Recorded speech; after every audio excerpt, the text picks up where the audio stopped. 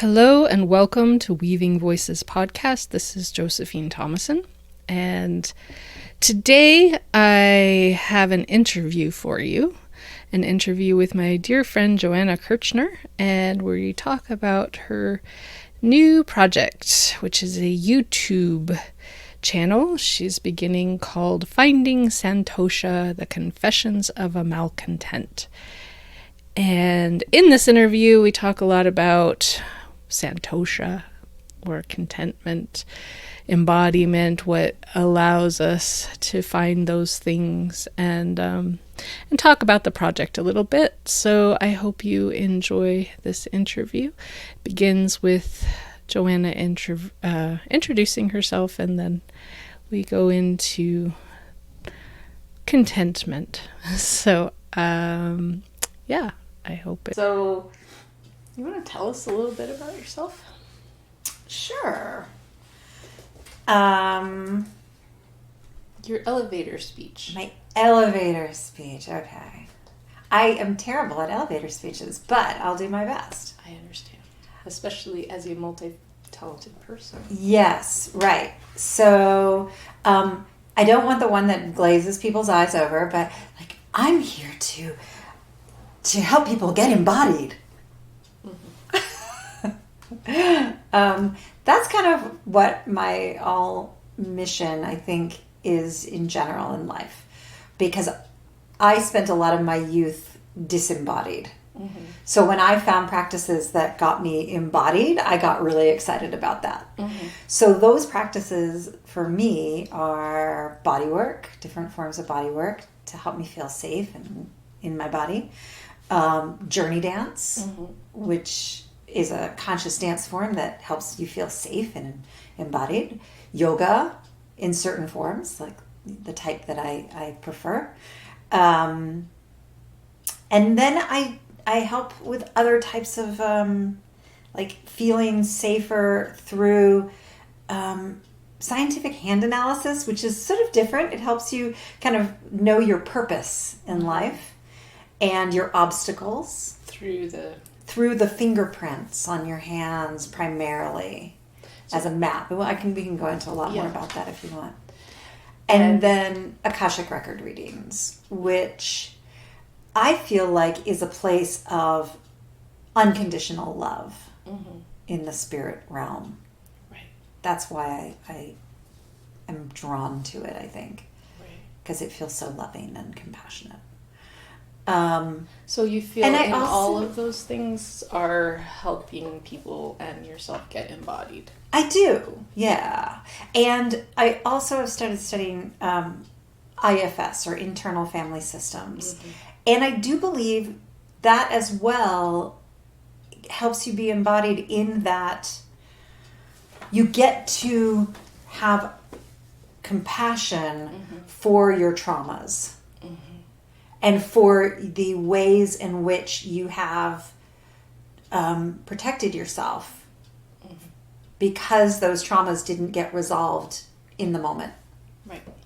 And so you have a sense, and I feel like the more I am compassionate to those parts of myself, the more I can live in my body, the less I have to escape all the time.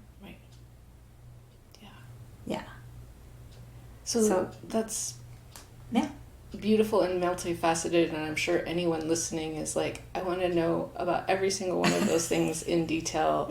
What the hell is scientific hand analysis and Akashic record reading and journey dance, what? Right. Yes. So in opening this conversation today, we are wanting to talk about this new project that also is about embodiment, but also contentment, right? Mm-hmm. So it's nice because you have all of those things to draw from for fascinating conversations, which is the plan, right? Yes, that's the plan. Have fascinating conversations about contentment.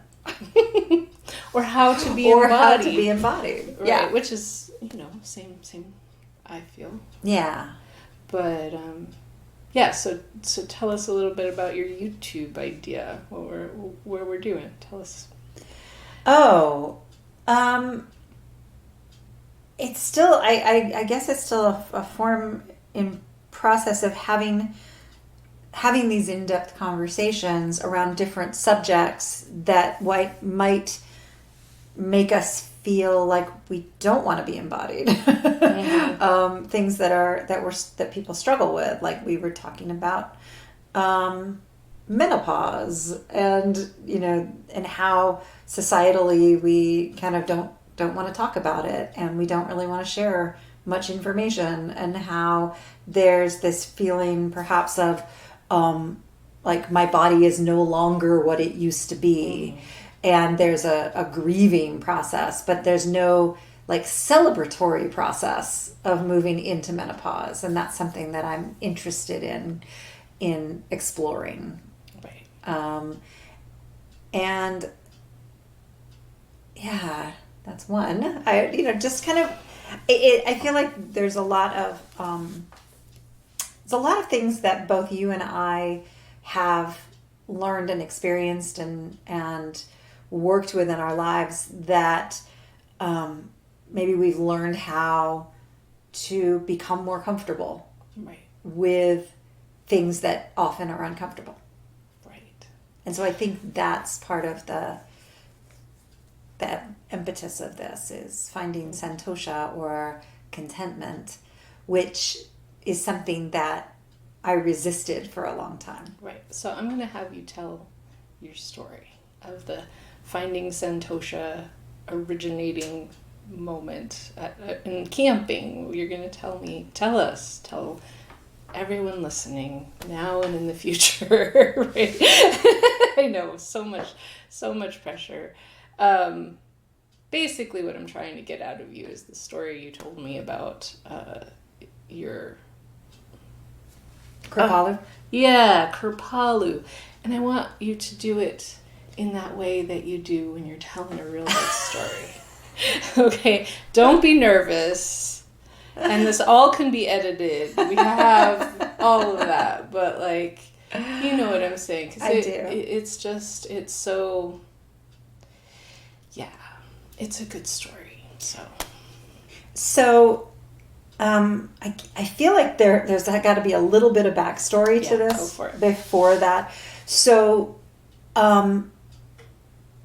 when I was, as a younger person in my teens and 20s, and even in 30s, I was very motivated to change, motivated to grow, right? I never wanted anything to kind of get in the way of my personal growth. And I was really, I would take on every new kind of learning with this huge amount of energy and gusto and like, and I'm gonna become a better person, and I'm gonna become a stronger person, and I'm gonna get through this, and and I was like muscling through life, really. And I would run into these kind of like more subtle or soft ways of approaching things, and I'd just be like, no, like restorative yoga. Blah, why would I do that? Like I wanted power yoga, and I wanted firmness, and I wanted this kind of like thing that I could push against all the time. And I believed that if I was just, tougher on myself a little bit, that I would accomplish whatever this goal that I had of becoming like, I wanted to be like this serene, but the way to get there to me was to like just push harder. Mm-hmm. And I went through a summer of just incredible struggle where I was depressed and anxious, and I probably didn't sleep more than 2 hours a night for 3 months. I was just like really having a mental breakdown. Mm-hmm. And I was in a really fragile state, and I went to the East Coast, and I found this place. I was going to go to Shivananda Ashram, which is a pretty firm practice. And I thought, this is what I need. I need this really strict practice. And I found Kripalu, which is this very kind of soft and welcoming kind of place. And it felt so different and it felt so loving. And I changed my plan. I changed everything that I was going to do, and I put I had my stuff in storage, and I kept it in storage in San Francisco, and I moved to the East Coast to take what I thought was going to be, I don't know, maybe a month at this ashram yoga center. And the first day that I got there for Seva, which was the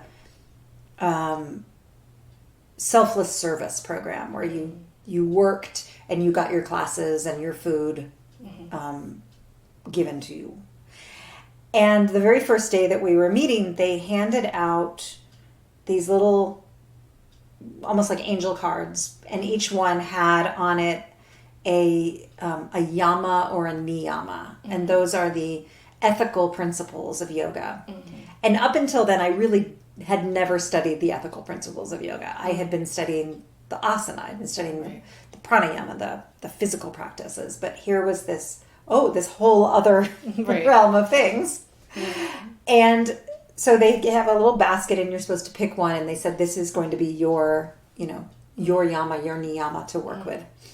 And I got Santosha, which is contentment. Right. So did you know that when you picked it? Did you know what the word meant? I didn't know what Santosha meant. No. And so did you have to ask somebody? It was written on their Santosha, and then it had contentment, and it had a little phrase about what it meant. So do you know if it directly translates, or is there other qualities within the word Santosha? That's a really great question, and I feel like I don't know any other translations of it, but the way I understand yogic philosophy and how it is often, there are many translations of one word, so I can't say for sure that it's not another word, but that was the word that they translated it as. Okay. And then there was a little saying about, a little in depth. It was not a whole lot of words, probably one sentence. Right. And then what were you supposed to do with that? So just contemplate it, work with it. And I don't remember if they said this is yours for the day, the week, the month, the whole time you're here. I don't know. It was just, I all I remember was getting that, and it was kind of like, the way you do any kind of like divination where the right one's gonna come to you, right? And you don't get to choose the one you want. You get to choose the one that you need, right?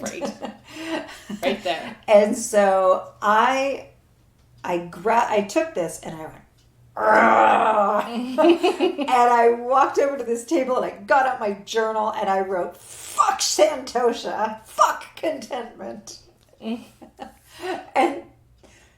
I wrote this whole treatise about how I didn't want to be content because content would mean that I would never strive and I would never want to grow and I'd never want to evolve, and that would be horrible. And I just was like, no. Yeah. And it was the thing I absolutely needed to help restore my nervous system, honestly. I was unaware of how agitated I went through life. How and I really thought that pushing harder was the key. And I actually remember they had like probably 4 different types of yoga that you could take on they had a gentle, a moderate, a vigorous, and a hot. Like they had those 4 that you could do pretty much any day. And for the first probably 6 or 8 weeks that I was there, maybe more, I did the vigorous classes because I was like, well, yeah, that's where the stuff is, right?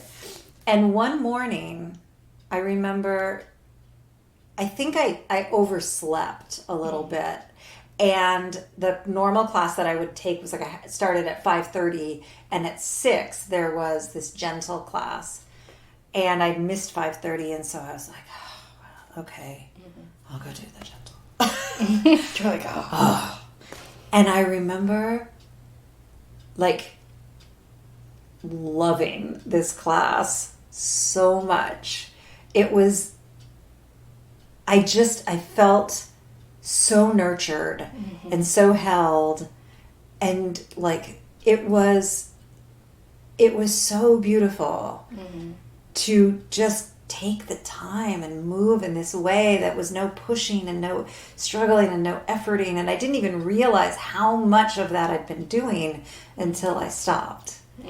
And I still remember, like, I still teach certain moves from that in my gentle classes because it was so sweet, you know. And she read us a poem, and it was like everything about it was so lovely, and I was like, oh. and your whole body's like, ooh. I know. And I also remember there was a workshop that was led by one of the other staff members there who was, he had been studying with this one particular teacher who did, I guess it was a form of restorative. And he had us lying down on our backs with our legs up on a chair. And he came around and adjusted our shoulders for us. And at first I was like, you've got to be fucking kidding me. I'm just going to be lying here for a half an hour on my back with my legs up a chair. I was like, this sounds horrible. It sounds like torture, right? And he came around and he adjusted my shoulders, and it was like like the angels sang. It was like, oh, you know, like, oh my God. Like, my heart felt this expansiveness, and I felt like I had never in my life had my shoulders so in line. Right. And since I do that in my classes, when not in COVID, when we can touch each other, I go around and I adjust everybody's shoulders because it's amazing. And it's like this just level of like rest and being in that space of Santosha, of contentment, of allowing, of receiving, because that was another really big, like, I did not want anybody to ever do anything for me. I was so afraid of becoming dependent on anyone, which I now recognize as a trauma response. Right. I recognize that that's not, like, that is an unhealthy response to life. Right. That is a way of saying, if I never trust anybody, I'll never get hurt. Right. The way I was hurt by trusting someone. Right. And that's a really hard way to live. Yeah. And I don't think I could be in the loving relationship that I am now had I not let go of some of those things, had I not allowed myself to be loved, to be taken care of. And I had relationships where, you know, people had tried desperately to be there for me. Right. And I would not allow it. Right. I didn't recognize that as a level of deep trauma. Right. But now I see that very clearly. Right. And so finding Santosha, or finding this contentment, the other, like what I said was the actual like subtitle of this is Confessions of a Malcontent, because that's how I spent the majority of my life, really, as a very malcontented person, and just and it's been a process of allowing myself to feel that much vulnerability, and then that much vulnerability, and that much vulnerability, and like, I did not like to feel vulnerable. Right. So there's a lot to explore in this subject matter. And I can talk for all day on this. Well, for sure. But the project itself is to be a YouTube, right? A YouTuber. She's becoming a YouTuber. Oh, gosh. And I'm coming along for the ride. I will be your sidekick for whatever you need. Because I also spend a lot of time in the pursuit of, I would say, wholeness. The pursuit of, I mean, and a lot of times you have to redefine words, and I feel like contentment, like as your initial response to it, like fuck that, like that's totally against our entire society. Right. You can't do that. Right. I feel like we have to redefine what contentment means, and you can find contentment in action. Yes. You can be passionate and content. Yes. Right? Like, but we have to reorient and redefine what that even means for us. Right. And like recognize, I mean, the first step is recognizing what brings you the most, I mean, all of the words, but contented joy. Right. But not avoiding all the other emotions either. I guess you can have, I don't know, can you have like contented unhappiness? Is that possible? I don't know. These are like I guess that would be the opposite of it, right? Or can you be contented in? I think you can be content to have all your feelings. Right. Right. This is like a very new idea for me, so I'm just like letting it come on. Right. I'm saying this. Am I right? Like, is this true or not? And I don't know. But to me, what I've realized about contentment is it doesn't mean that you never change. It's that you're content where you are, and you can content when you change.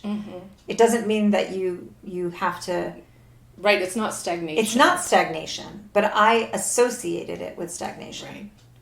Right, like if you're content, you just sit there and like, and that's the thing is like, I feel like that is part of why people can't even go there, is because what they think it is like non-action. Right. Which actually is like a recipe for depression. Right. Like, you know. Right. That's not contentment. That's a whole different. I mean, particularly like as like there's a lot of people who are like live in their mental body, right? And so like finding contentment within that mental body is like constant brain fun, right? You know? And it isn't stillness at all. Or like if someone's really physical, like contentment is at the gym or at, you know, a hike or in something really, And I think now what I realize is that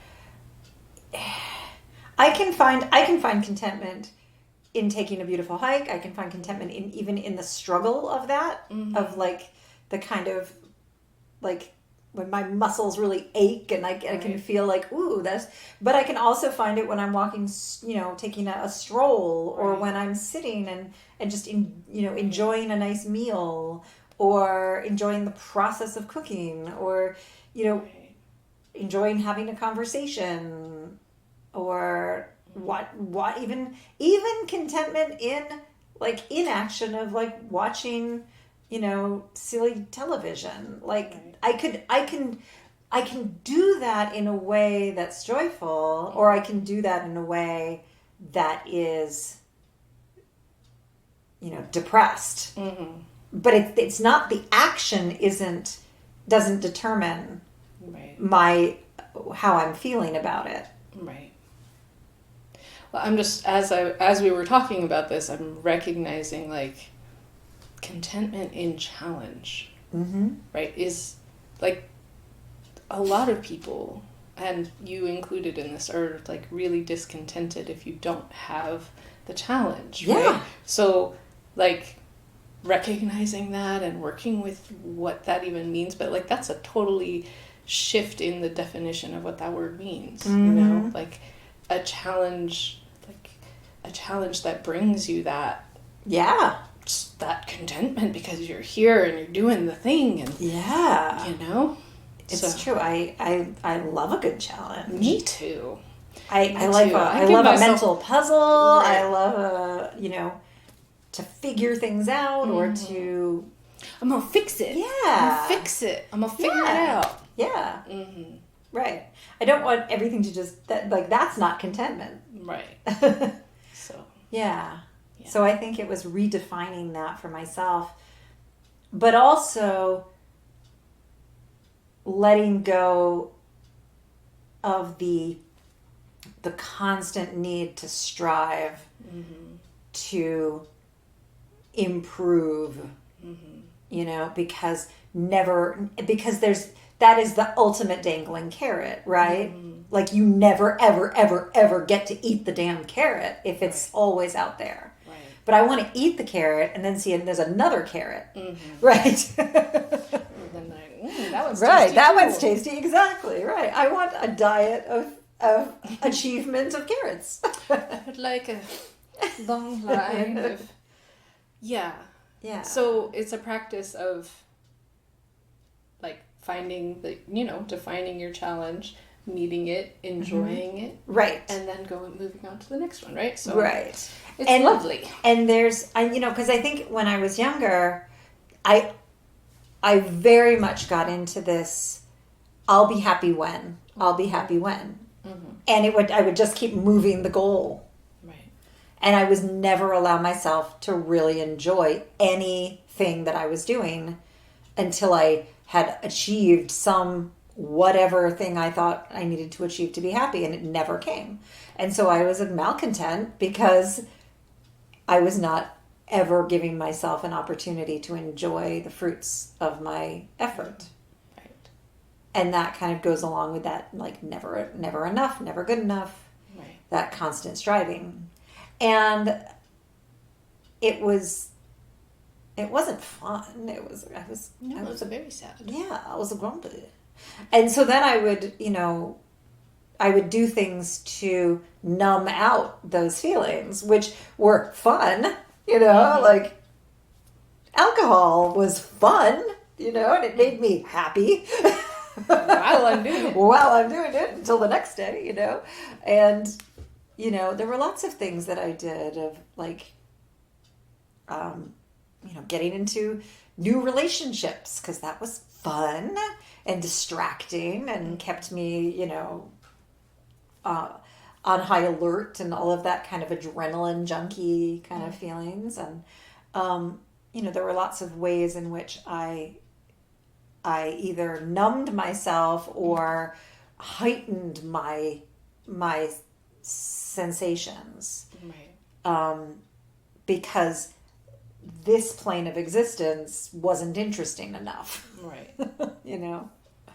And now I've found that, and maybe probably my brain chemistry is altered a little bit to the point that this plane of existence is more interesting on a different basis. It does help. I will say that I think like some of the choices that I made in my medicines that I ingested would have probably made this world more interesting than it would have otherwise been. Right.